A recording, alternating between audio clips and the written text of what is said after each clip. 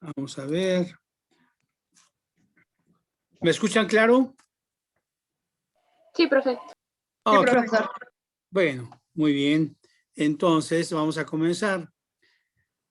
Vamos a ver ahora ovogénesis y cubiertas ovulares. En un momento dado vamos a explicar por qué vamos a dar las dos prácticas. Simplemente como introducción vamos a hacer una recopilación de cuando comenzamos el curso, en el cual empezamos con los aparatos reproductores, tanto femenino como masculino, continuamos con los ciclos sexuales y posteriormente entramos a la gametogénesis. ¿Por qué?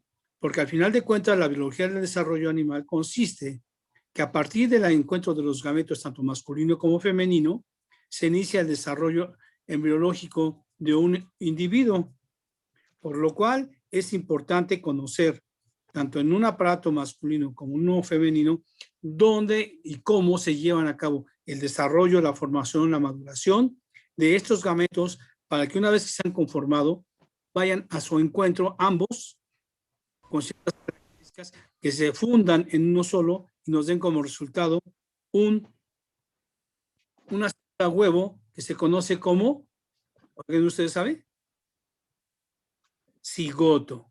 Ese cigoto consiste en una célula habiéndose fusionado tanto la información tanto del gameto femenino como el masculino, como lo vamos a ver posteriormente el próximo lunes con la maestra Carolina. Entonces, esa recopilación consistía precisamente en ver de dónde se forman esos gametos, por dónde van a encontrarse o los medios de salida para su encuentro, pero algo muy importante, habíamos visto o estábamos viendo que esos procesos no son independientes, sino que es una orquestación perfectamente llevada a cabo por las secreciones hormonales que se producen a partir de los ciclos sexuales, que a su vez están regulados por la incidencia de los factores medioambientales que se lleva a cabo en el sistema nervioso y que desembocan precisamente en los procesos de gametogénesis, los cuales están divididos en espermatogénesis y ovogénesis. El anterior, el de espermatogénesis, ya lo vimos con la maestra Caro la semana anterior. Ahora vamos a ver ovogénesis, ¿de acuerdo? ¿Alguno de ustedes me puede decir qué es la ovogénesis? ¿En dónde se lleva a cabo? ¿Qué nos da como resultado? ¿Cuáles son sus fases? ¿Escuchó? Sí, profe.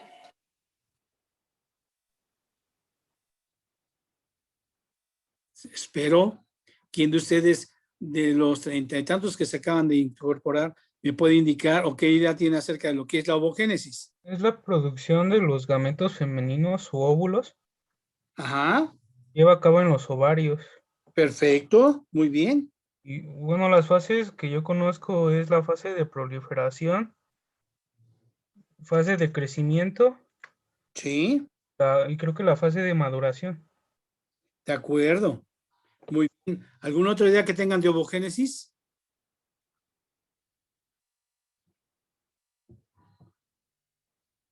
Es el desarrollo de los Más fuerte. ovocitos.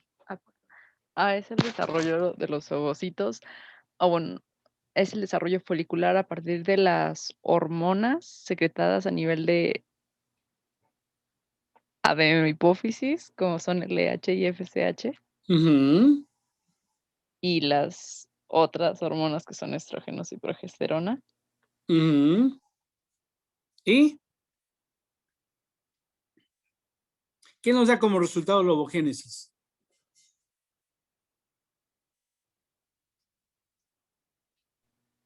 Un ovocito maduro. ¿Y qué quiere decir con un ovocito maduro?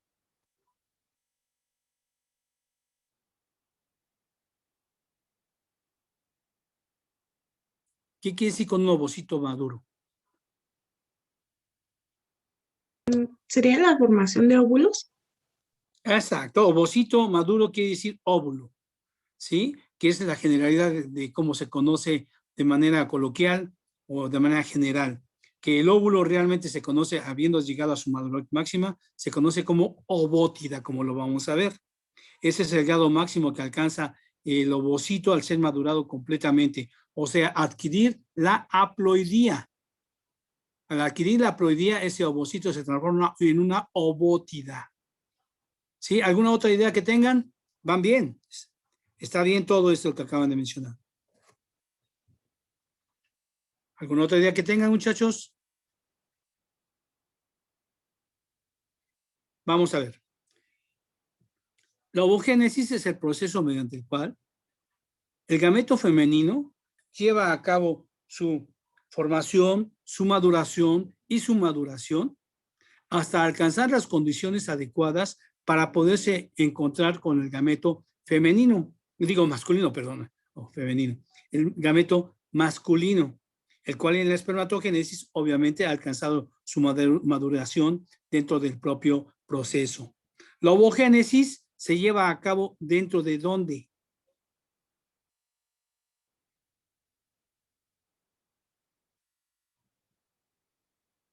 Del ¿De un ovario. folículo? Sí, pero el folículo no se encuentra.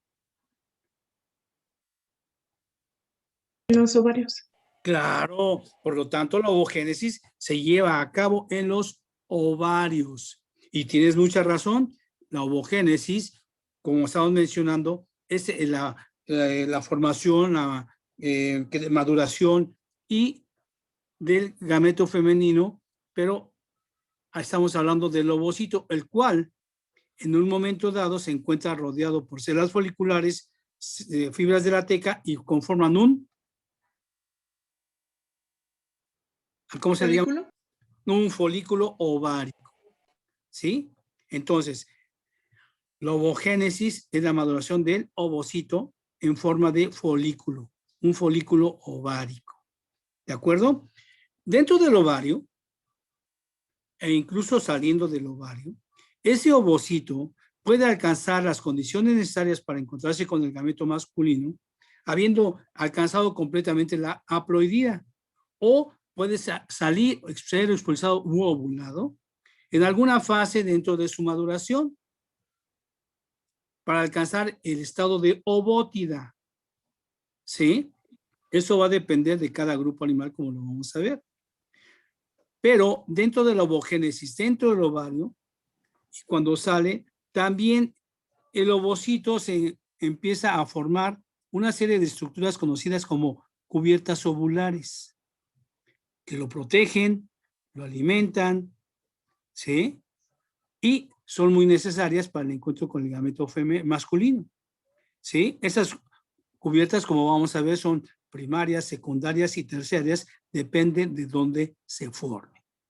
En forma general, entonces, la ovogénesis es el proceso mediante el cual se forma, crece, madura el gameto femenino hasta alcanzar las condiciones necesarias para alcanzar al gameto masculino, habiendo producido durante estos eventos cubiertas, se conocen como cubiertas ovulares para su propio beneficio. Ahora bien, veamos. Aquí tenemos un esquema de cómo se lleva a cabo la ovogénesis y de la espermatogénesis que ya revisaron en la semana anterior con la maestra Carolina. Y vemos que la ovogénesis está dividida igual que en el anterior, el proceso anterior, en fase de multiplicación, crecimiento y maduración. ¿Sí?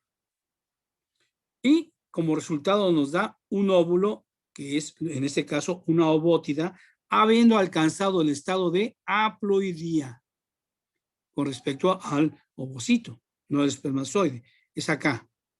El ANC es cuando se forma el óvulo, que es lo que equivale a una ovótida. Ahora, ¿cómo se alcanza este estado? Pues se tiene que llevar a cabo todo este proceso para alcanzar esa haploidía y se inicia precisamente con las ovogonias que ya se establecieron precisamente en las crestas gonadales, donde estaba desarrollándose la gónada, pero esas ovogonias, ¿de dónde vienen?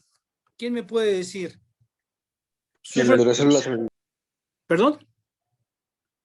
¿Sí, ¿me lo repites, por favor? De las células germinales primordiales. ¿Y esas qué tienen que ver?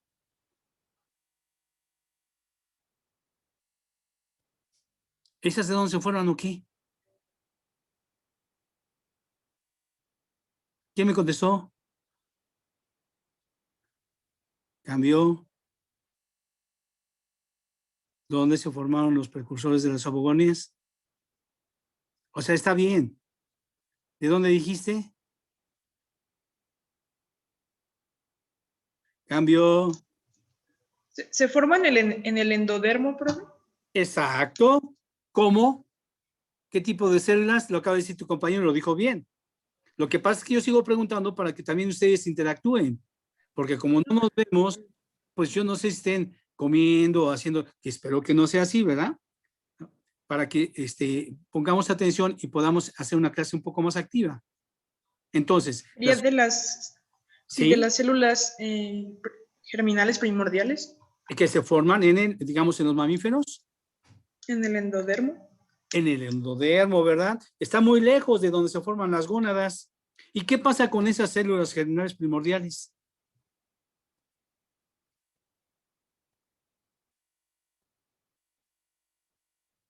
¿Qué sucede? Pues llegan a las gónadas por medio de los mismos movimientos que se van dando para formar el organismo. De acuerdo. Llegan por migración a donde se está formando la gónada, ¿de acuerdo? ¿Cuáles son las formas de llegar a la gónada en formación? ¿Cómo viajan? ¿De qué manera viajan para llegar a esas crestas gonadales? Esas CGP. O sea, células germinales primordiales. ¿Cómo llegan? ¿Cuáles son los mecanismos que utilizan los diferentes organismos para que lleguen sus células germinales a las gónadas?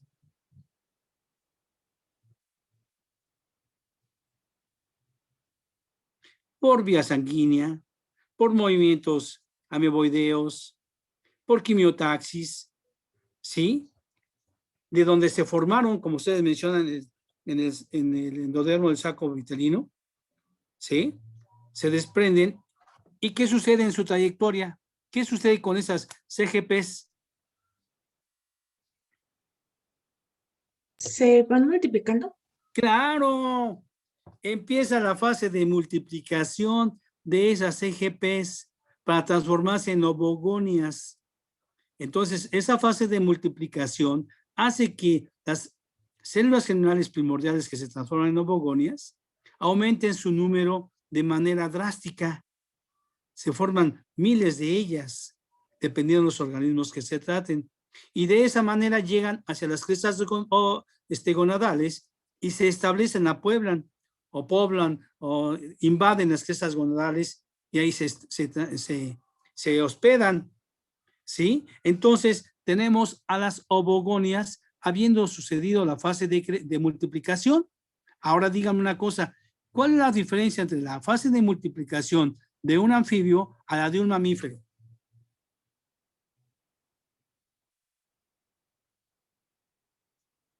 Profe, ¿puede repetir la pregunta, por favor? ¿Cuál es la diferencia en la multiplicación de las CGPs o de las obogonias, ¿sí? En un anfibio y en un mamífero. En esa fase. ¿Cuál será la diferencia? El crecimiento va en mamíferos hacia la luz y en anfibios pues no es un crecimiento tan, digamos, homogéneo. Si tomamos en cuenta a las mujeres, la fase de multiplicación que se lleva a cabo durante la migración, ¿sí? ¿Se mantiene durante toda la vida? No. No. La fase de multiplicación está restringida a la vida intrauterina, ¿sí? Especialmente en los mamíferos. Mientras que, ¿qué pasa en los peces, los anfibios? Por ejemplo, esta fase de multiplicación es continua. Siempre habrá una población que esté renovando todas las células que pasan hacia el proceso de ovogénesis. Células que la están renovando. En cambio, en los mamíferos no. Está restringido a un número determinado de células y es el único lote que hay para aprovechar durante toda su vida reproductiva.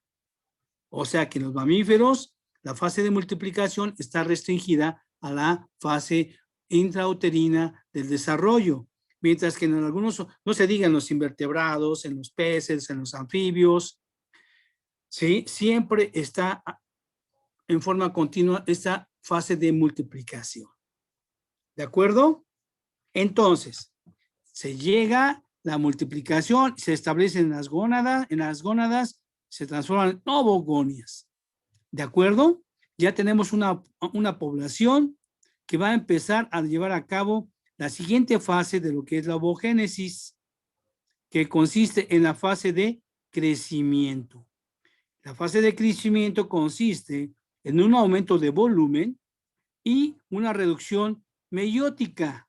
Acuérdense que dentro de la ovogénesis hay lo que se denominan dos fases, la meiosis 1 y la meiosis 2.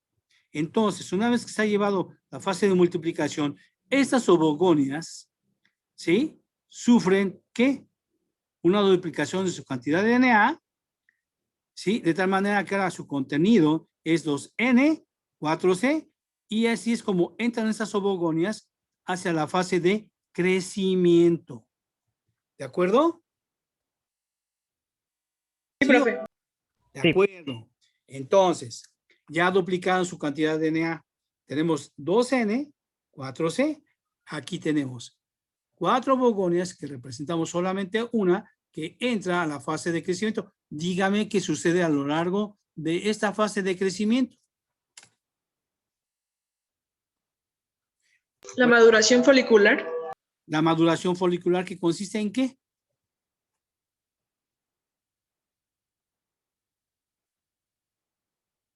Que a través de la estimulación de los estrógenos, las células foliculares van a desarrollarse. Sí, pero ¿qué pasa con el ovocito? O sea, a final de cuentas, quien debe de llevar a cabo la reducción meiótica es el ovocito. Las células foliculares y las tecas son receptores de hormonas. E incluso producen también hormonas. Pero a final de cuentas, quien lleva a cabo el proceso es el ovocito. Y el ovocito va a sufrir una fase de crecimiento. Vean, de aquí de esta ovogonia a este ovocito, de ovogonia se traduce a ovocito primario, porque entra en la primera división meiótica que tiene 2N, 4C.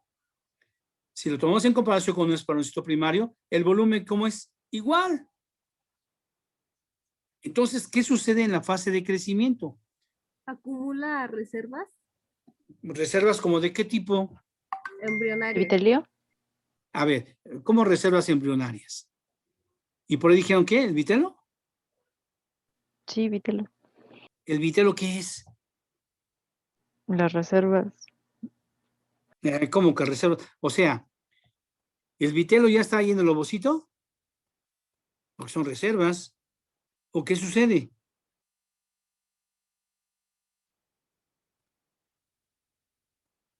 A ver, veamos.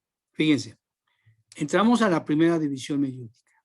Entramos en leptoteno, cigoteno, paquiteno y de pronto en el diploteno, el ovocito se detiene. Se detiene por cierto tiempo que va a depender de cada grupo animal, cuánto tiempo se detenga en diploteno. Pero durante ese diploteno, lo que dure en cualquier grupo animal, ¿qué sucede tanto en su núcleo como en el citoplasma? Aumento de volumen. Pues sí, claro, pues lo estamos viendo.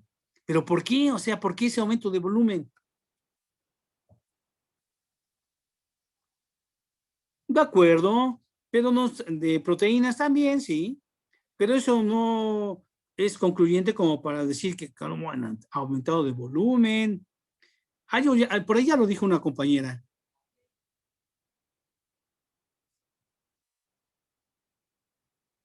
¿Qué es? ¿Qué pasa en el citoplasma? ¿Qué pasa en el núcleo? Estamos detenidos en el diploteno. Si hablamos del citoplasma, el citoplasma empieza, como dijo su compañera, a acumular una serie de sustancias que se conocen como vitelo. ¿Alguien de ustedes me puede dar la definición o explicar qué es el vitelo?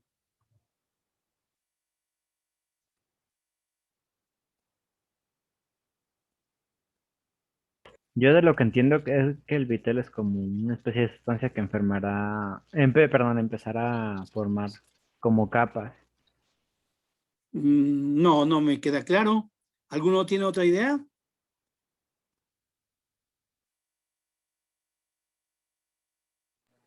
El vitelo son las reservas nutricias que, bueno, van a ayudar a que el ovocito, bueno, se desarrolle ¿Dónde guarda esas reservas? en el citoplasma. En el citoplasma. Y el propio ovocito las produce. No, No. Entonces, se producen en el hígado. exacto. Prácticamente los vertebrados se produce en el hígado.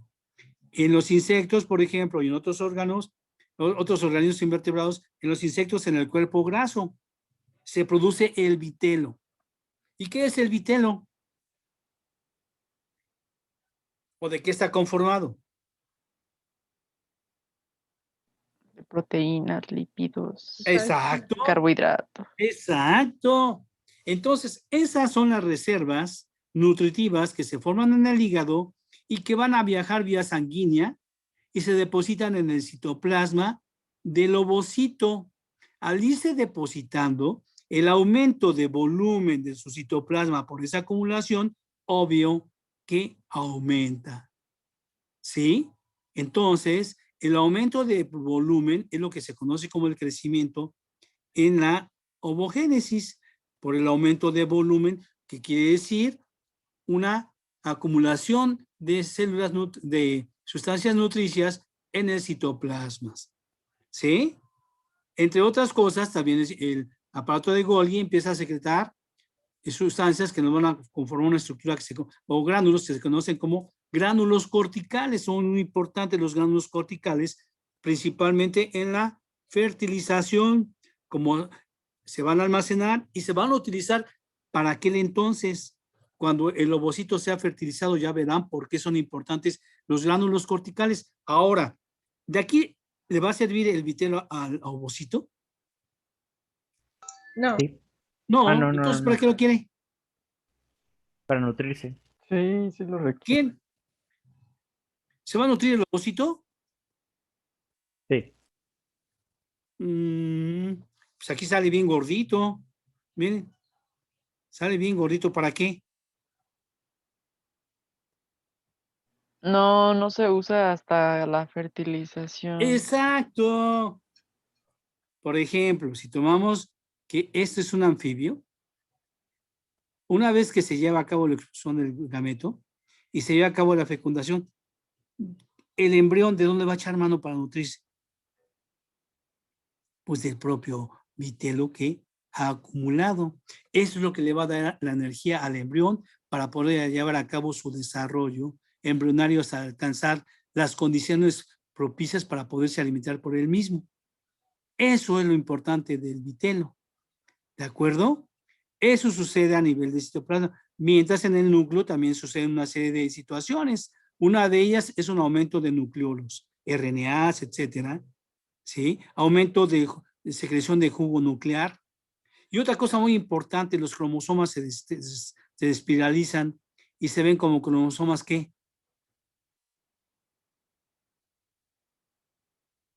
En escobillón o plumosos, ¿sí?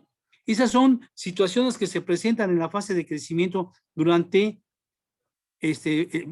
reitero nuevamente, en la fase de crecimiento del ovocito, que está bloqueado en ¿qué dijimos? En diploteno. Diploteno. ¿Hay alguna duda hasta aquí, muchachos? No. No. Okay. Sí, profe, dijo que los cromosomas en el escobillón eran porque se desesperalizan, se desenredan. Ah, ok. Y se hacen muy obvios.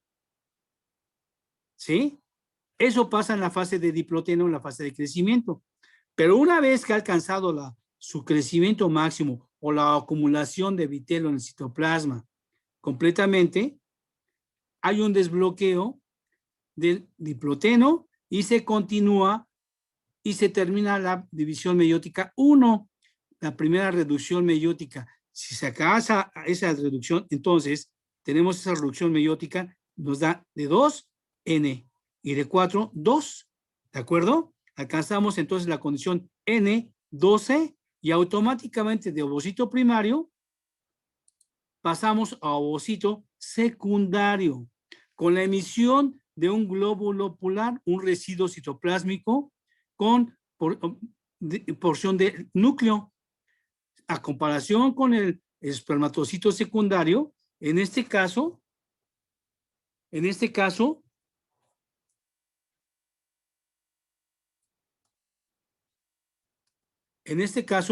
vemos cómo hay una... ¿Qué pasa, hija? No, marca la mamá, estoy en clase. Ahorita. Discúlpenme, muchachos. No se preocupe, profe. Sí, pasa a espermatocito secundario. Aquí, sin ningún resultado más que nos da un espermatocito secundario, como lo sacaron, 2. Aquí solamente nos da una sola célula. ¿Sí? Una sola célula. Y como resultado, un cuerpo polar. Se continúa. La segunda división meiótica es un ovocito secundario. Y esta segunda reducción meiótica puede llevar hasta el final, formándose por completo una ovótida, ¿sí? Alcanzando el estado NC, o sea, el estado haploide, pero siempre habiendo desprendido glóbulos polares en lugar de haber formado otras células, ¿sí? Puede suceder que al llevar a cabo la ovulación que sucede después de haber alcanzado el estado de ovocito secundario, se lleva a cabo la ovulación, pero nuevamente surge un segundo bloqueo, que la mayoría de los vertebrados suele ser en metafase 2. Y dependiendo del grupo animal, puede ser en alguna otra fase dentro de la segunda reducción meiótica, como lo vamos a ver a continuación. El caso es de que si se continúa después del primer bloqueo hasta el finalizar, se alcanza el estado haploide con el desprendimiento de 3 cuerpos polares y la formación de una ovótida, que es lo equivalente a lo que conocemos como óvulo. O hay una segunda detención, que en la mayoría de los vertebrados puede ser metafase 2, antes de alcanzar el estado de ovótida. Condición, para que alcance el estado de ovótida, ¿qué se necesita?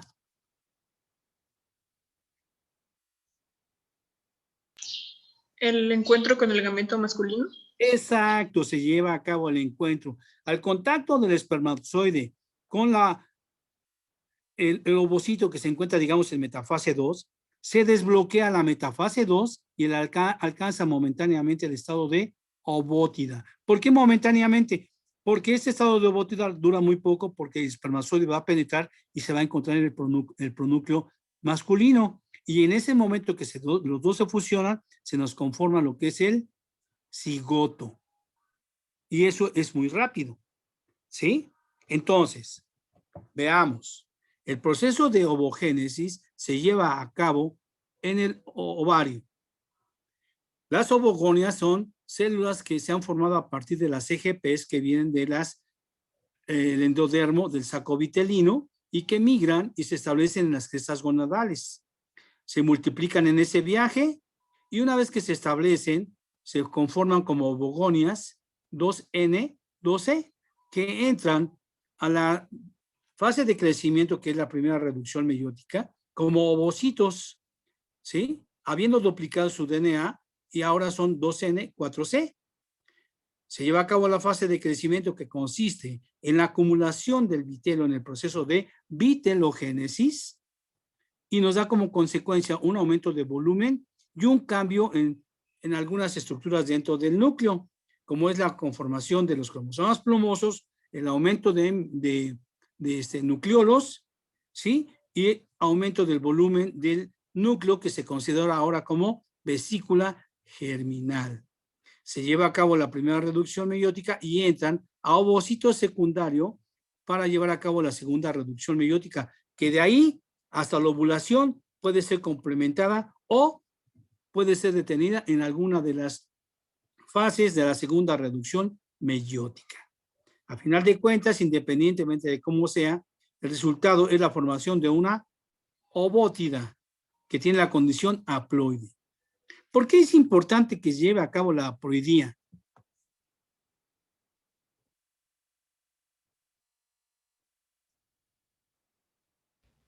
Para que haya menos cromosomas. No. ¿Cuál es el requisito? Fíjate, si entrara así como está aquí y se encontraba con el cromosoma, con el gameto masculino, ¿podría hacer esa fusión? No, ya no podría haber Ya recombinación. no, ¿verdad?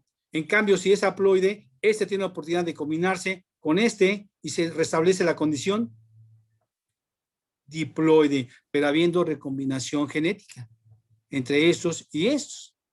Por eso es importante que se lleve a cabo la haploidía. ¿De acuerdo? Sí, muchachos. Profe, Ok. yo tengo una Sí. duda. Dígame. Por ejemplo, con la profesora Hortensia, Sí. ¿sí? Ya nos había manejado, por ejemplo, todos los conceptos para glóbulo polar cuando se emite, pero no termino de entender cuál es su funcionalidad o qué es lo que sucede, porque aquí seguimos hasta la ovótide, pero no sé qué pasa con los glóbulos polares. Ok, antes de eso, permítame, porque no, ya me están marcando tiempo. Si ya no me escuchan, luego nos conectamos inmediatamente, ¿de acuerdo? Porque me sigo hablando y luego... Sí, profe. ¿Por qué? Fíjate, a comparación de la espermatogénesis, incluso con la maestra Caro, vieron cuántas células se formaban por cada uno de los... por cada uno de los espermatocitos. Aquí lo tenemos. Si nosotros lo trasladamos a un ovocito secundario, vemos que por cada espermatocito nos formaba dos. Aquí no. Al contrario, se sigue y solamente se forma una célula. Y esa sola célula nos da en un principio del desprendimiento un glóbulo polar y posteriormente otros dos glóbulos polares, que es lo equivalente a la formación de las espermátides o espermatocitos en la espermatogénesis. Aquí, ¿por qué estas no son funcionales y por qué se forman así? Díganme. Esta persona que me acaba de mencionar tiene razón. ¿Cuál es la función de esto y por qué?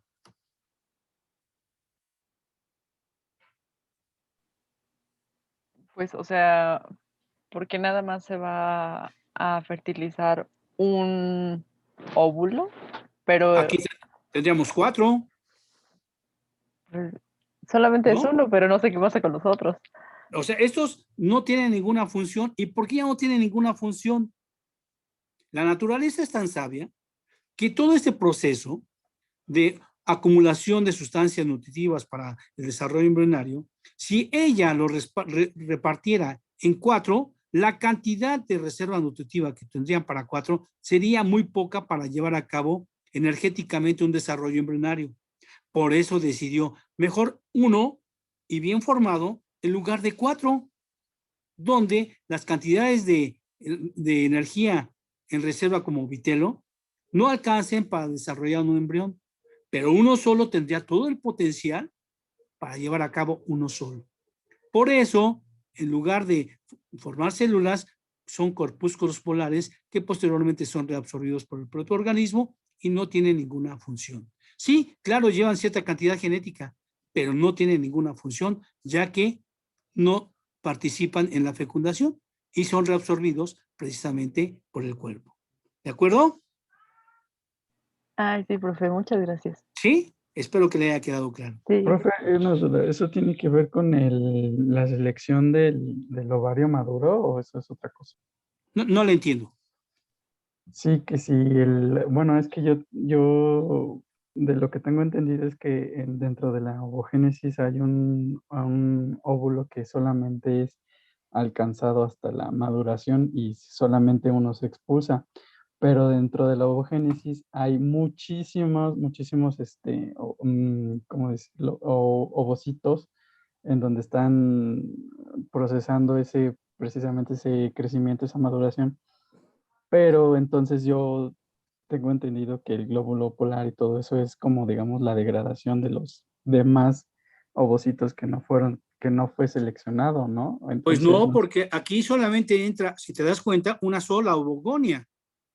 esta ovogonia y esta van a hacer el mismo proceso y van a hacer lo mismo de desprender su cuerpo polar. Si no fuese así, sería como la espermatogénesis, idéntica. Entra una ovogonia y ve todas las que te da como resultado.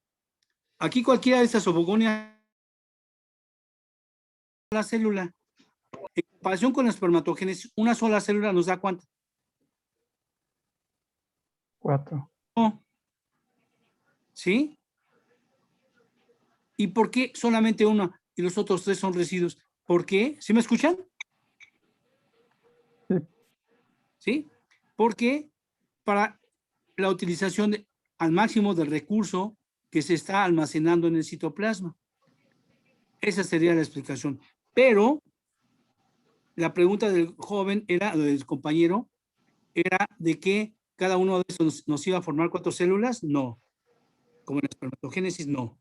Solamente una sola célula. No sé si quede claro o ahorita con la interrupción me salí de... o que Sí, quieren profe. por la pregunta, dígame. No, sí está bien, profe, gracias. No, no, dígame la verdad.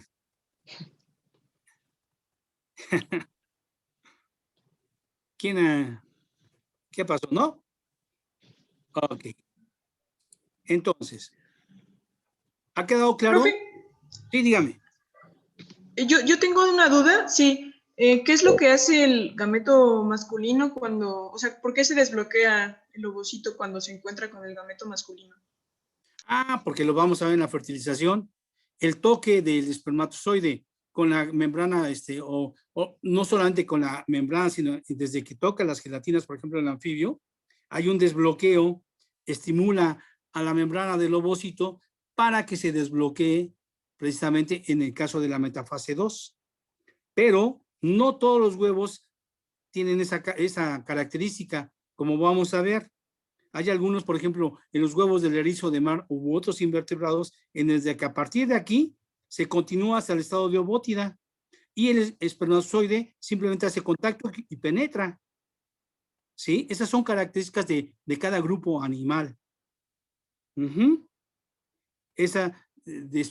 contacto del espermatozoide hace que el ovocito despierte, se desbloquee, ya lo vamos a ver el próximo miércoles. Si es el próximo miércoles toca fertilización y se desbloquea y se continúa hasta el estado de ovótida. ¿Sí? ¿De acuerdo? Sí, profe. Gracias. Muy bien. Sí, profe. Entonces, durante este proceso que el ovocito está en el ovario, se producen estructuras que dijimos que son las cubiertas ovulares. En el ovocito cuando está en el ovario va a desarrollar una cubierta de tipo primario, que de acuerdo con el tipo de organismo que sea, esa cubierta que es de tipo primario, porque el ovocito la forma, puede conocerse como cubierta vitelino, como corión o como zona pelúcida. Ahorita vamos a ver una tabla acerca de eso. Entonces, ¿aquí ya no hay ninguna pregunta? No, profe. Ahora, una vez que se lleva a cabo la fase de crecimiento, la acumulación de vitelo en el citoplasma no es igual en todos los grupos animales. ¿Sí?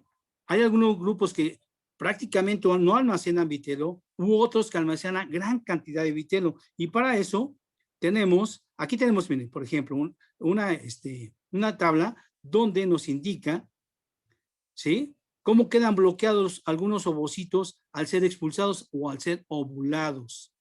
Puede quedar bloqueado un ovocito primario, en la primera metafase, en la segunda metafase, como la mayoría de los vertebrados, o habiendo continuado hasta alcanzar el estado de ovótida, como sucede en el erizo de mar y otros invertebrados. ¿Sí? Eso es condición de cada grupo animal. De cada grupo animal. Ahora, veíamos, de acuerdo con la cantidad de vitelo que guardan los huevos en su citoplasma, puede haber de tipo, perdón, ahorita lo ampliamos. Aquí está. Vean, clasificación de huevos de acuerdo con la cantidad de vitelo almacenada. Algunos huevos que prácticamente no acumulan vitelo en su citoplasma pueden ser los mamíferos y se conoce como alécitos. ¿Por qué los mamíferos no almacenan vitelo? Porque la placenta es la que alimenta al embrión. Y Como consecuencia, ¿haría falta la producción de vitelo o la formación de? No. Pues no. Entonces dice el huevo, ¿para qué necesito si mamá me lo va a dar todo? Por eso el huevo de mamíferos es tan pequeño en relación con todos los demás que vamos a ver, porque no tiene vitelo. A ese tipo de huevo se le conoce como alécito, y los alécitos corresponden a los mamíferos, principalmente a los euterios, a los placentarios. ¿Sí? Hay mamíferos que son metaterios y los otros inferiores que tienen incluso un huevo de tipo de telolécito intenso, como las aves. ¿Sí? El ornitorrinco, por ejemplo, tiene un huevo de tipo telolécito semejante al de las aves. ¿Sí? Pero bueno, esas son particularidades ya dentro de los grupos. El otro grupo de organismos que presentan huevos de tipo isolécito, o sea, poca cantidad de vitelo en su citoplasma, corresponderían al erizo de mar y entre los anfioxos, que es un procordado. El erizo y muchos invertebrados corresponden a un huevo de tipo isolécito. Ahora, aquellos que empiezan a almacenar mayor cantidad de vitelo en su citoplasma se conocen como telolécitos, y las modalidades que presenta el telolécito pueden ser discreto, intenso o centrolécito. Veamos, el telolécito discreto es donde el vitelo se acumula de manera regular y más orientado hacia el polo vegetal, ¿sí? De tal manera que, por ejemplo, en los anfibios se presenta cierta polaridad. En el polo animal se deposita menos vitelo que en el polo vegetal, e incluso se suele haber una pigmentación. Este tipo de huevo telolécito lo presentan los anfibios y algunos peces también, algunos peces teleósteos. Si el huevo es de tipo telolécito intenso, el citoplasma se va a llenar completamente o en mayor cantidad de vitelo. Y a este tipo de huevos corresponden las aves, los reptiles y algunos peces también. Ustedes conocen un huevo de ave, un huevo de reptil, en donde la parte de la yema es lo que corresponde al vitelo, y dentro de las aves, e incluso por ejemplo las avestruces, son de los huevos de mayor tamaño que albergan cantidad de vitelo en su citoplasma. Por eso se les denomina intensos. Otros, telolécito, centrolécito, como en el caso de los insectos, donde el vitelo se acumula en el centro del huevo. ¿Sí? Se acumula y por esa característica se les denomina centrolécitos. ¿De acuerdo? Esta sería una clasificación de acuerdo con la cantidad de vitelo que acumulan en su citoplasma. ¿Hay alguna duda hasta aquí? ¿Sí? No, No. Continuemos. Ahora, habiendo revisado lo que es la ovogénesis, ¿en qué fase de la ovogénesis pueden ser detenidos o expulsados, ya sea en alguna fase de la meiosis o alcanzar el estado de ovótida? Y tomando en cuenta la cantidad de vitelo que albergan, vamos a hacer la revisión de algunos huevos. Aquí tendríamos, ¿qué sería todo esto? ¿Un ovario macizo? Exacto, muy bien. ¿Corresponde a qué organismos? ¿Mamífero? Mamífero. ¿Qué tipo de huevo tendría de acuerdo con la acumulación de vitelo? ¿Alécito? Alécito. Alécito, porque no alcanza mayor volumen más que el propio, ¿sí? Porque no acumula vitelo. Si se dan cuenta, por el tamaño del ovario, el máximo desarrollo del ovocito dentro del ovario es alcanzar el estado de folículo de Graf. Si lo vemos aquí y en este punto, prácticamente el volumen del ovocito es el mismo. Obviamente aquí hay un aumento de volumen porque el folículo, no el ovocito, aumentó de volumen porque se formó un antro folicular, un aumento de células foliculares y las tecas que lo rodean. Si este desarrollo lo traducimos de manera individual como lo tenemos aquí, vean las fases de folículo ovárico por las que pasa precisamente el ovocito hasta alcanzar el estado de folículo de Graf, o folículo primordial con una sola capa de células foliculares y planas, folículo secundario, el aumento de células foliculares forma varias capas, las tecas, pero aquí tenemos el ovocito, ¿ven? Conforme sigue avanzando el número de capas de células foliculares, poco a poco hay un exudado y nos forma este antro folicular. Ya con la maestra Hortensia verán por qué se forma este antro folicular, ¿sí? Pero el aumento de volumen no es notorio, se mantiene constante prácticamente y solamente hay acumulación de RNAs, hay información que va a ser utilizada posteriormente en el desarrollo embrionario. Entonces tenemos un huevo de tipo alécito, que no hay aparición de vitelo, ¿sí? Y alcanza el estado de folículo de Graf y es expulsado. Vean aquí la ovulación. Esta ovulación se lleva, habiendo alcanzado su madurez máxima, el ovocito, ¿en qué fase? ¿En metafase? En metafase 2. Este ovocito que está expulsado mediante la ovulación va en metafase 2. Y aparte va rodeado por una capa de células foliculares. Durante su desarrollo, el ovocito, aquí, se le formó una cubierta que se conoce como zona pelúcida. ¿Sí? Es una cubierta de tipo primario que protege al ovocito. Entonces tenemos la zona pelúcida que es de tipo primaria, pero que al ser ovulado sale con una corona de células foliculares que se conoce como corona radiata. Es una cubierta ovular de tipo secundario, ya que la forman las células foliculares. ¿De acuerdo, muchachos? Una vez que Sí, profe. la huella que deja el folículo, ya sin el ovocito, que es el cuerpo lúteo, que es muy importante porque secreta progesterona y mantiene precisamente las condiciones del endometrio para la implantación del embrión. ¿De acuerdo? ¿Ninguna duda aquí? Es un huevo tipo alécito, acuérdense. Mamíferos. Pasemos al siguiente. ¿Qué corresponderá a esto?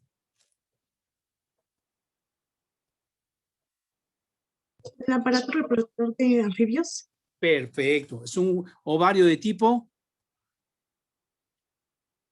en comparación con el anterior, este era macizo, es hueco, exactamente. Si nosotros hacemos un corte histológico, a este nivel un corte transversal, histológicamente hablando, veríamos esta imagen, en donde estamos observando cada uno de estos cuerpos es un folículo ovárico. ¿Sí? Este sería todo el ovocito, rodeado por células foliculares y las tecas de tejido conjuntivo. Todas tienen su núcleo, excepto este. ¿Por qué? Porque no salió en el corte, está del otro lado, igual que este. Pero nos da la oportunidad de ver que tenemos este tamaño, este y este, lo cual nos quiere decir que están en diversa fase de crecimiento. Vemos cómo en el citoplasma empieza a acumular vitelo, la vesícula germinal, este es el núcleo, que por aumento de volumen se transforma en vesícula germinal. Y algunos de los acontecimientos que se llevan a cabo dentro del citoplasma, dijimos, es la acumulación del vitelo, en forma, en el caso de los anfibios, de placas vitelinas, placas que se han formado a partir del vitelo en el hígado, han viajado y por pinocitosis se empiezan a almacenar en el citoplasma del huevo o del ovocito. Mientras que en el núcleo, vean cómo los cromosomas, ¿sí?, se han desesperalizado y nos forman lo que son los cromosomas plumosos o cromosomas en escobichón, aumento de nucleolos, y aquí en el citoplasma también hay la aparición de lo que se conocen como les dije, gránulos corticales. Son muy importantes para la fecundación, acuérdense. Entonces, el ovocito ya desarrolló también una cubierta que se conoce como cubierta vitelina, que está inmediatamente por debajo de las células foliculares y por encima de la membrana plasmática, ¿sí? Como lo veríamos aquí. Es la cubierta vitelina. Conforme aumenta el volumen del ovocito, el núcleo, de ser central, migra hacia la periferia del polo animal. El polo animal en los anfibios se caracteriza porque está pigmentado de color oscuro y migra este núcleo de posición central hacia la periferia. ¿Por qué será eso?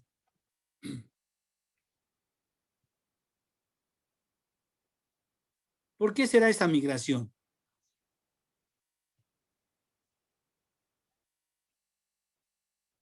¿O por qué? Porque, bueno, no sé, pero va. Sí, escucho.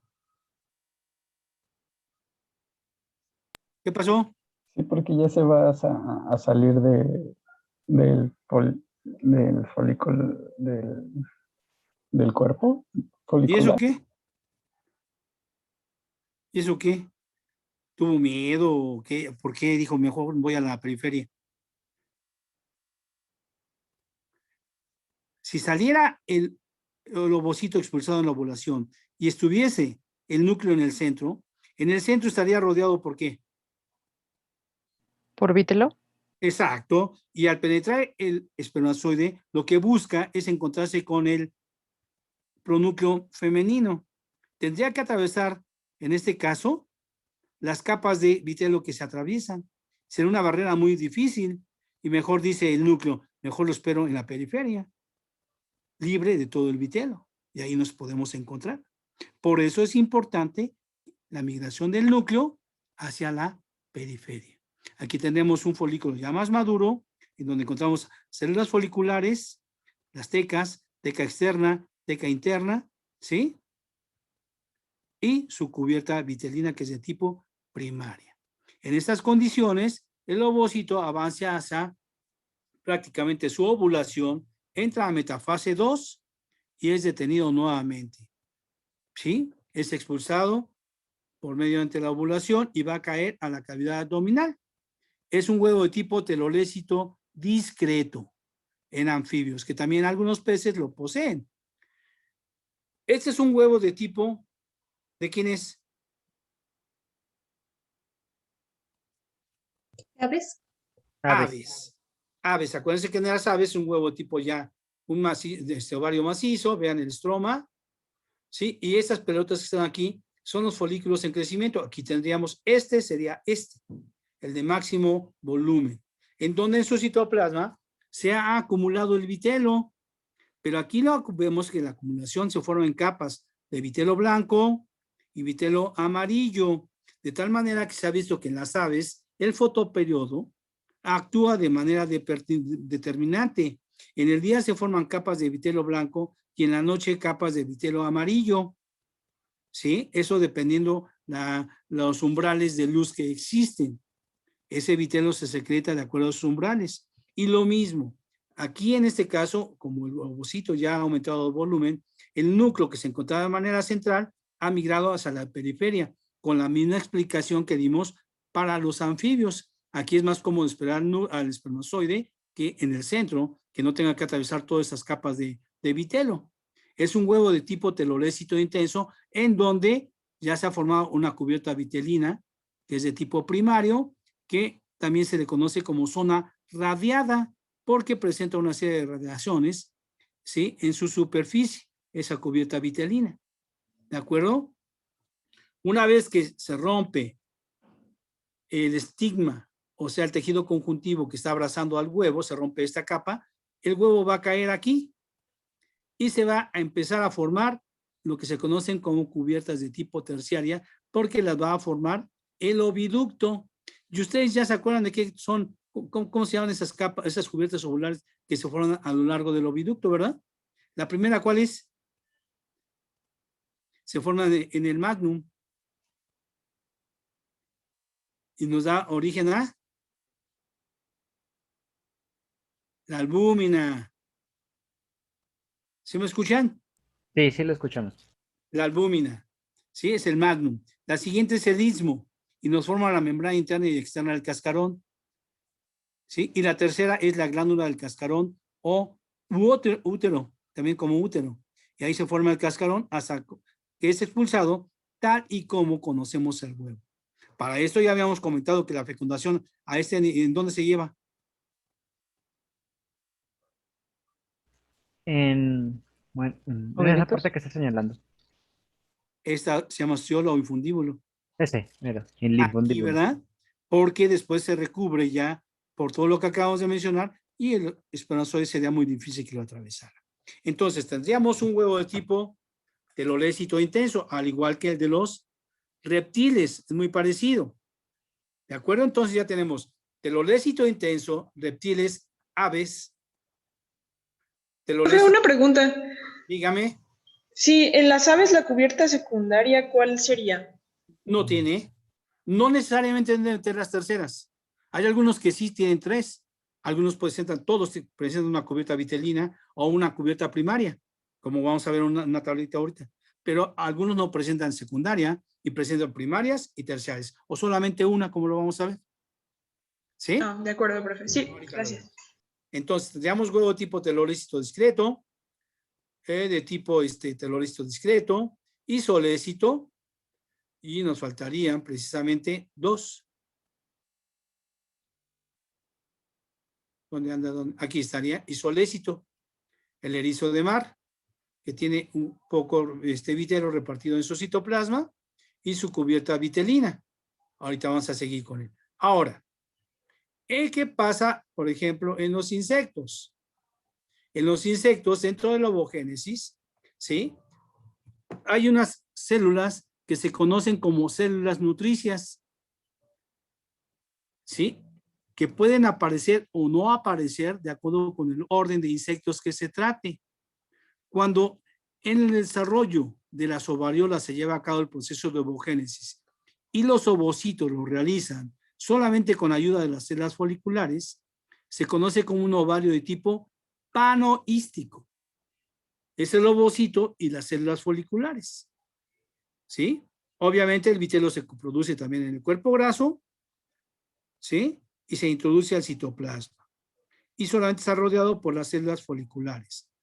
La acumulación de vitelo hace que su desarrollo vaya de la porción anterior hacia la posterior, como lo vemos aquí. No hay más que células foliculares y el ovocito. Ovario de tipo panoístico.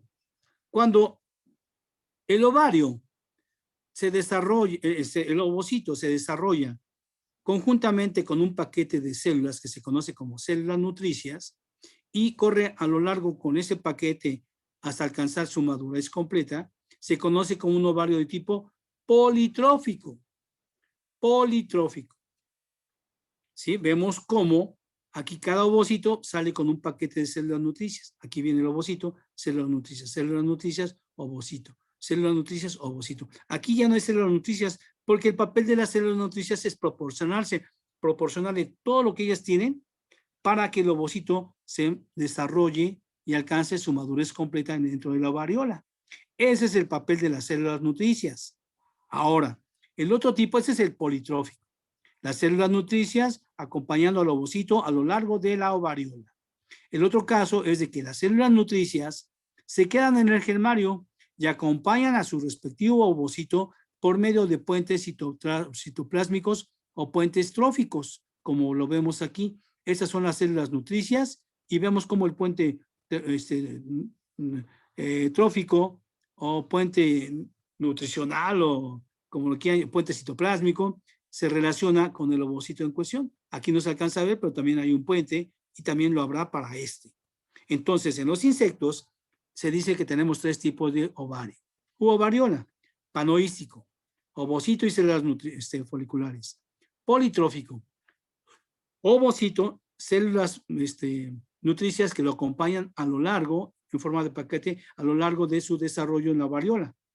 Y el telotrófico, donde las células nutricias se quedan en el germario y se relacionan con los ovocitos por medio de puentes citoplásmicos. Ahora bien, ¿de dónde nacen las células nutricias? Son hermanas del ovocito, ya que en el germario se lleva a cabo el proceso ¿de qué? Proliferación. ¿Sí? Entra una ovogonia en una fase de proliferación y a la 4ª división mitótica nos proporciona 16 células. De esas 16 células, una sola célula se va a desarrollar en ovocito y las otras 15 restantes van a actuar como paquete de células nutricias, acompañando al ovocito, como en este caso, o quedándose en el germario, como en el caso de telotrófico. Y se relacionan con su ovocito respectivo por medio de puentes citoplásmicos.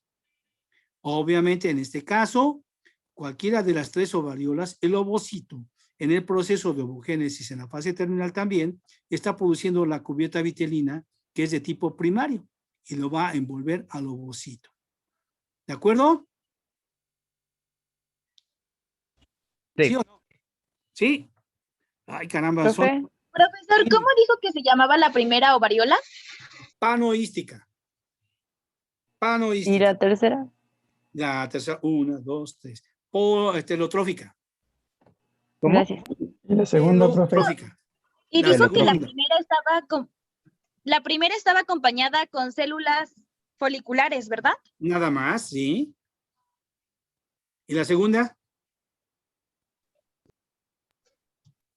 ¿Esa? Con las células Politro- nutricias. Células nutricias. A diferencia del telotrófico. Que las nutricias se quedan en el germario En y el acompañan al telotrófico. ovocito por puentes Tróficos citoplásmicos. o citoplásmicos. Eso. ¿De acuerdo? Eso lo tenemos. Y los tres tipos de ovariola, el ovocito en su desarrollo, forman la cubierta vitelina, que es de tipo primaria. Pero ¿cómo se llamaba, profe? ¿El segundo? ¿Cómo? El polículo. segundo, politrófico. Ok, gracias. ¿Sí? Ahora, en la bibliografía van a encontrar que estos dos tipos de ovariola se les conoce también como meroístico o acrotrófico. No les digo esos nombres para no enredarlos más, pero con la maestra Hortensia se los va a aclarar un poco más. Meroístico y acrotrófico. Esos dos tipos. Pero aquí yo se los digo nada más de manera individual para cada uno, para no enredarnos más. ¿De acuerdo? Sí, profe. Sí, profe. Profe, gracias. Muy bien. Entonces, ya vimos los tipos de ovario. Este tipo de huevo, por la acumulación de vitelo, es de tipo centrolécito. Aquí vemos precisamente la tabla que les comentaba, en donde tenemos la clasificación de las cubiertas ovulares. Cubiertas primarias, secundarias y terciarias. Las primarias son formadas por el propio ovocito y se conoce como cubierta o envoltura vitelina. En el caso de el grupo de animales que lo presentan son los insectos, moluscos, erizos, anfibios, aves e incluso reptiles. ¿Sí? Cubierta vitelina. Pero, sin embargo, aquellas que son formadas por el propio ovocito, por ejemplo, también se conocen como corion y caso específico son los peces. Esa cascarita que presentan los peces, los huevos de los peces, una vez que son expulsados, es el corion, es de tipo primaria. Y en los mamíferos dijimos que es la zona pelúcida. Todas estas cubiertas primarias, independientemente del grupo que sea, tienen ciertas características de composición, pero una cosa muy importante es precisamente que tienen receptores muy específicos para el encuentro con el gameto masculino. ¿Sí? Son especies específicos. Si llega otro cuate y le quiere tocar al óvulo, le dice no, porque no eres de mi especie. ¿De acuerdo? Esas son las principales funciones. Entre las otras, son bactericidas, fungicidas y mantienen unidos precisamente también a los gametos una vez son expulsados hacia el medio ambiente, como lo vamos a ver a continuación. Entonces, estas son de tipo primario. Las de tipo secundario son aquellas formadas por las células foliculares. Caso específico, el corion en los insectos, en las ascidias que son procordados también, ¿sí? Y también, como los mamíferos, la corona radial. La corona de células foliculares que envuelven al ovocito una vez que es expulsado. ¿Sí? Características en los insectos, consistencia quitinosa o córnea. Y las terciarias son aquellas formadas cuando el ovocito es expulsado y va a caer al oviducto y empieza a ser recubierto por ciertas secreciones que pueden ser gelatinas, la clara, la chalaza, las membranas y el propio cascarón.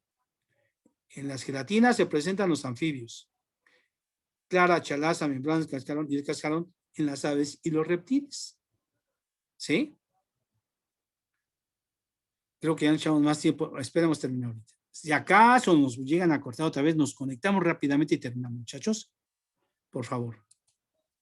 Sí, profe. Y en el caso de los insectos, aparte de la cubierta vitelina que se formó en la ovariola, en el proceso de ovogénesis, hay otras estructuras que se conocen como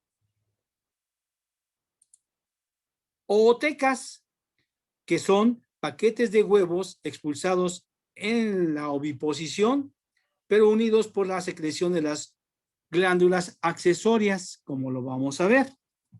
¿De acuerdo? Entonces, ese sería el cuadro que clasifica a las cubiertas ovulares de acuerdo a quienes formen primarias, secundarias y terciarias. Primarias formadas por el propio ovocito, secundarias por células foliculares y terciarias por el oviducto. Vamos a ver los ejemplos.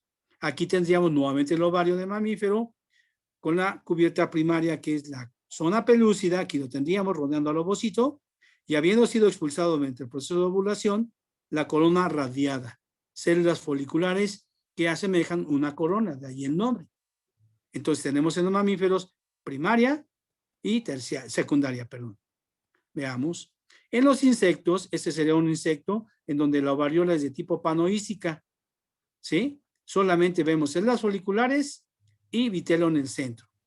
Esta es una ovariola, es un ovocito dentro de la ovariola panoística más madura que estos incluso, por el tamaño que presentan y la acumulación de vitelo. Lo mismo, un corte de ovario que nos muestra un ovario de tipo panoístico. Son ovariolas, ovocitos con células foliculares solamente. Vean cómo inicia su desarrollo del germario, aumento de volumen, todo el volumen, hasta llegar hasta al ápice o el pie de la ovariola, donde va a ser expulsado, pero solamente presenta el ovocito y sus células foliculares. Obviamente aquí ya se formó precisamente también su cubierta vitelina y próximamente, como vamos a ver ahorita, la formación del corión, que es una estructura de tipo secundaria en los insectos. Tomando nuevamente entre los insectos, veamos cómo está el ovocito, acompañado por el paquete de células nutricias. ¿Qué tipo de ovariola sería esta? Acompañan al ovocito a lo largo de su... ¿Polimórfico? Pelotrófico. No. Politrófico. Politrófico. Vean aquí el ovario, como cada ovocito lleva acompañado a las células nutricias en su trayecto de la ovariola. Es politrófico. ¿Sí? Aquí está el ovocito, las células nutricias. ¿De acuerdo? Obviamente aquí ya también lleva su cubierta vitelina, cubierta de tipo primaria. Aquí estaría el esquema, ¿sí? El ovocito, son las nutricias, lo que correspondería a esta imagen o a este ovocito, células nutricias. Tendríamos un ejemplo de ovario de tipo telotrófico. Aquí está el ovocito y aquí está las células nutricias relacionándose con este cordón, vean. El cordón trófico o cordón citoplásmico o puente citoplásmico que conecta el ovocito con las células nutricias. ¿De acuerdo? Todos son de tipo centrológico, habiendo formado su cubierta vitelina. Aquí tendríamos el esquema, se quedan en el germario y se conectan a los ovocitos por sus puentes citoplásmicos. Tendríamos el ejemplo de un huevo isolécito donde nos muestra precisamente su cubierta vitelina y alrededor una capa de gelatina de tipo terciario que es en el erizo de mar. Huevo isolécito, cubierta primaria y terciaria. Peces, como se vería precisamente el corión en desarrollo, aquí lo tendríamos en el ovario de pez de tipo telolécito intenso. Cada uno, ese es un folículo en crecimiento. Los hay muy grandes o algunos que no han alcanzado ni el inicio de la vitelogénesis, se les denomina previtelogénicos. Ya lo verán con la maestra también.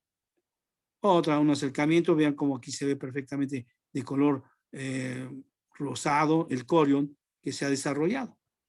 Y la acumulación de vitelo en su citoplasma en forma de gránulos, ¿sí? Fundamentalmente, y vacuolas en el citoplasma. Ese es el vitelo.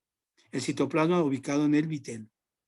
Cada uno de ellos rodeado por sus células foliculares y sus tecas, vean.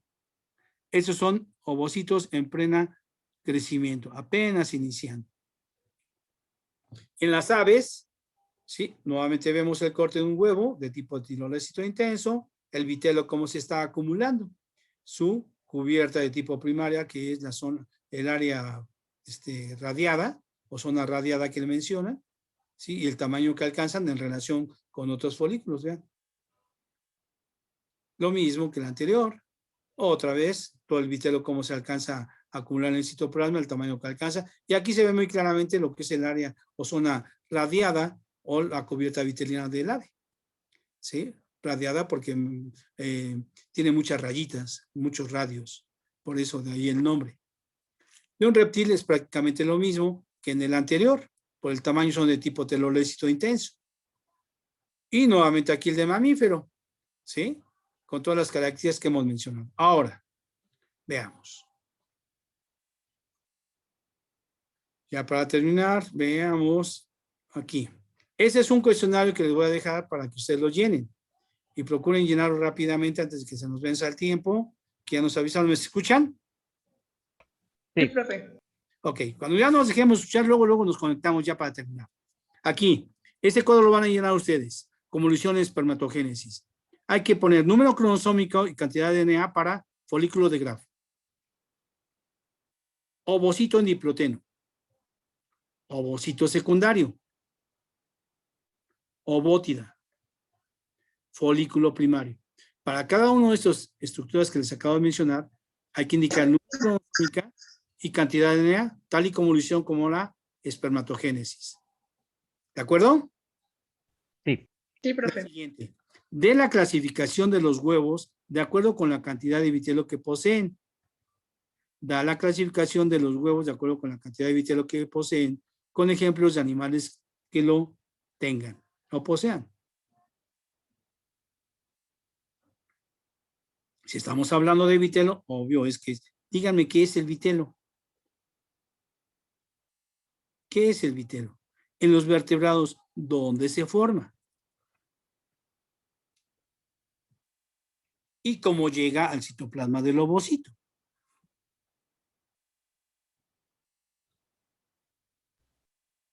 La siguiente. Ok. ¿Por qué los huevos de mamífero no desarrollan vitelo?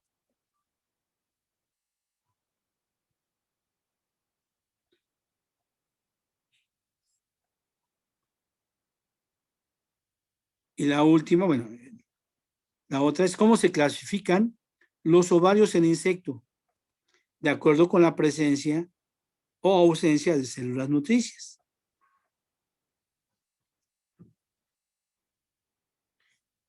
¿De acuerdo? Y la última. ¿Qué son las cubiertas ovulares?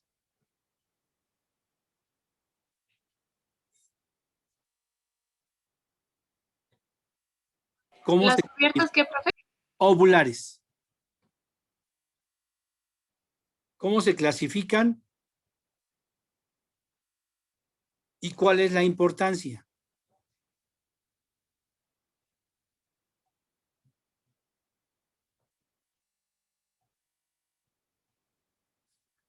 ¿Sí?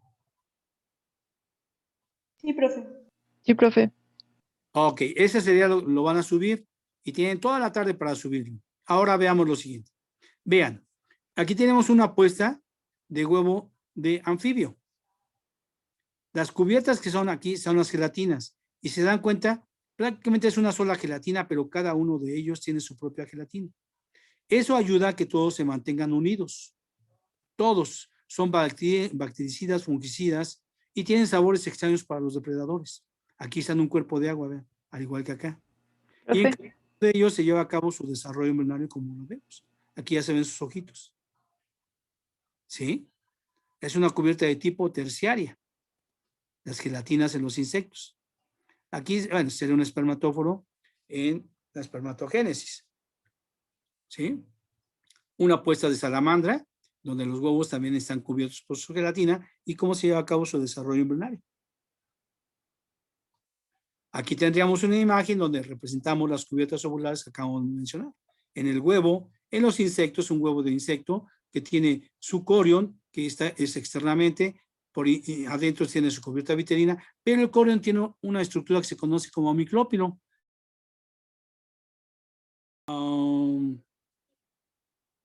Aquí está. De salamandra, la puesta, vean el desarrollo embrionario. Aquí tendríamos el de huevo de un anfibio, con la cubierta de tipo terciaria, que es esta gelatina, y su cubierta, ¿sí? cubierta primaria, que es la cubierta vitelina. En el caso del erizo, cubierta vitelina y capa de gelatina, es en el erizo. En el caso, decíamos, del insecto, la que se lleva a cabo la formación de la cubierta vitelina, pero también afuera es el corion, que es de tipo secundaria y tiene un micrópilo, que es por donde se lleva a cabo la penetración del espermatozoide. Cuando el huevo es expulsado y pasa, como lo vamos a ver ahorita, por donde se encuentran las glándulas accesorias, esas glándulas accesorias lo bañan de cemento y hace que estos huevos se unan en paquetes. Cada uno de esos es un huevo. Y el paquete conformado se conoce como ooteca, como lo a continuación. Una vez que el huevo de ave cae al oviducto, se empieza a recubrir precisamente con lo que acabamos de mencionar por la albúmina. Tiene ya la cubierta vitelina, la albúmina, la cubierta interna y externa del cascarón y el propio cascarón, que son de tipo terciario. Son morfologías de huevos cuando son depositados en el medio ambiente por parte de los insectos, ¿sí? De acuerdo con la gama de morfologías que presentan los insectos, es la gama de morfologías que presentan sus huevos depositados. Aquí tendríamos un ejemplo de cápsulas de tiburón, ¿sí? Que son expulsadas y formadas en la glándula ligamentaria cuando el huevo ha pasado hacia lo que es el ostiolo y se encuentra inmediatamente con la glándula ligamentaria y conforma esas estructuras que son las cápsulas o los cascarones o los huevos de tiburón, como en este caso lo estamos observando. Ese sería el embrión, esa sería la cápsula que se conformó de tipo terciario en la glándula del cascarón en el tiburón, como lo estamos observando, sus zarcillos que los fijan a un sustrato determinado. Vean, aquí tendríamos precisamente ootecas de diversos insectos. Esta es una cucaracha de agua, en donde la hembra depositó los huevos precisamente en el lomo del macho. Si los quitamos, veríamos este conjunto de huevos que conforma la ooteca. Otra ooteca de cucarachas, por ejemplo, donde es un portafolio que tiene adentro los huevos en desarrollo. Otras formas como de langosta, por ejemplo, alargado, u otro, no recuerdo exactamente de quién sea, pero vean, se ven perfectamente los huevos de manera individual.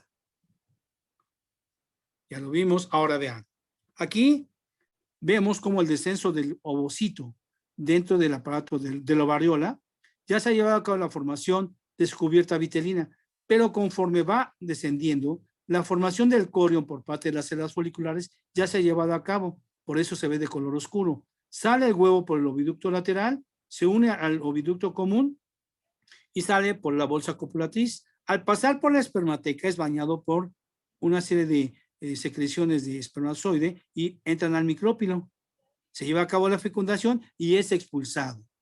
Al pasar por las glándulas accesorias, se conjuntan varias huevos y el resultado es este. Vean, pueden ser depositados de manera individual, en forma grupal, pero separados, en forma de espermateca o ooteca, como lo mencionamos aquí. Vean, son portafolios en donde cada una de esas rayitas separa un huevo en desarrollo interiormente. O en esta forma, esta es una ooteca. Otra, ¿cómo se llama? Bueno, no me acuerdo. Vean el nombre, cómo se los La deposita. Catarina. La catarinita esta, ¿sí? Cómo los deposita. En el caso de algunos mosquitos, vean cómo el paquete de huevos, cómo son depositados. Cada unidad es un huevo en desarrollo, pero todos unidos por la secreción que les proporcionó las glándulas accesorias. ¿Sí? Ya lo vimos, el de erizo, algunas, y aquí vemos el corion. Cada una de estas caniquitas es un huevo envuelto por el corion, que es una cubierta de tipo primario. Vean aquí la cantidad de cientos de huevos que se forman en el ovario, que prácticamente llenan el abdomen de la hembra antes de ser depositados. También este corion tiene pequeñas perforaciones que son los micrópilos para que se lleve a cabo la penetración del espermatozoide. ¿De acuerdo? ¿Qué más tenemos? Bueno, ya lo vimos.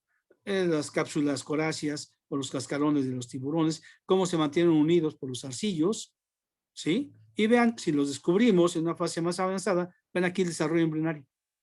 Si los descubrimos, vean cómo se inicia, su saco vitelino, que les provee el vitelo, se va vaciando poco a poco el saco, el desarrollo aumenta, hasta que prácticamente el saco vitelino está desapareciendo y el desarrollo embrionario del organismo. ¿Sí? Bueno, ejemplo nuevamente de anfibios, de lo que ya vimos, cubiertas ovulares. Creo que ya sería todo. ¿Hay alguna pregunta, algo que quieran agregar?